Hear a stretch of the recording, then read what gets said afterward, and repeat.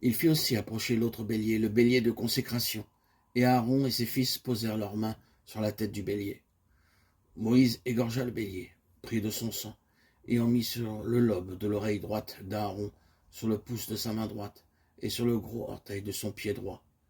Il fit approcher les fils d'Aaron, mit du sang sur le lobe de leur oreille droite, sur le pouce de leur main droite, et sur le gros orteil de leur pied droit. Et il répandit le sang sur l'autel tout autour. Lévitique 8, 22-24. Je vous exhorte donc, frères, par les compassions de Dieu, à offrir vos corps comme un sacrifice vivant, saint, agréable à Dieu, ce qui sera de votre part un culte raisonnable. Ne vous conformez pas au siècle présent, mais soyez transformés par le renouvellement de l'intelligence, afin que vous discerniez quelle est la volonté de Dieu, ce qui est bon, agréable et parfait. Romains 12, 1, 2. Et je me sanctifie moi-même pour eux, afin qu'eux aussi soient sanctifiés par la vérité. Jean 17, 19. Il est important dans ce passage du 8e chapitre du livre du Lévitique de remarquer ce qui se passa à ce moment particulier de la consécration au sacerdoce d'Aaron et de ses fils. Le bélier de consécration fut amené. Aaron et ses fils posèrent leurs mains sur sa tête, puis il fut tué et son sang fut versé. Ensuite Moïse prit de ce sang pour le mettre sur chacun d'eux, en divers points de leur corps. Nous avons là deux aspects de la consécration, l'effusion du sang et le côté de la mort, l'aspersion du sang, le côté de la vie. Le sang versé représente la vie sacrifiée, livrée, abandonnée ou enlevée. L'aspersion est l'acte par lequel le ministère devient actif et énergique en puissance de vie.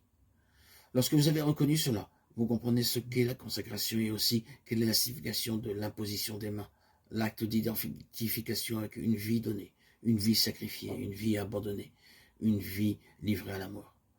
Dans l'acte de l'aspersion est représentée une nouvelle position où désormais la vie personnelle n'a plus de place, mais où tout est de Dieu, vivant et mu par Dieu et pour Dieu seul.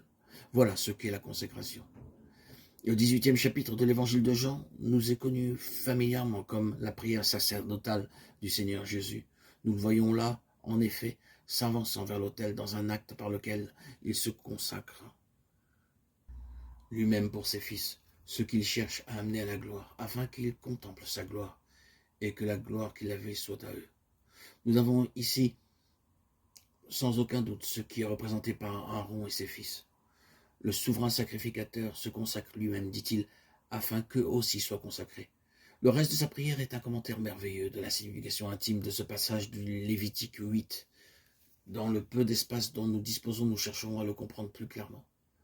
L'homme tout entier est entré dans le domaine de la consécration, sous ces deux aspects, le côté de la mort et le côté de la vie livrée et la vie retrouvée, la vie abandonnée, la vie rendue. Mais sur une autre base, l'homme tout entier est engagé. C'est ce que représente son oreille, sa main, son pied. C'est là un message simple et direct, adressé à nos cœurs.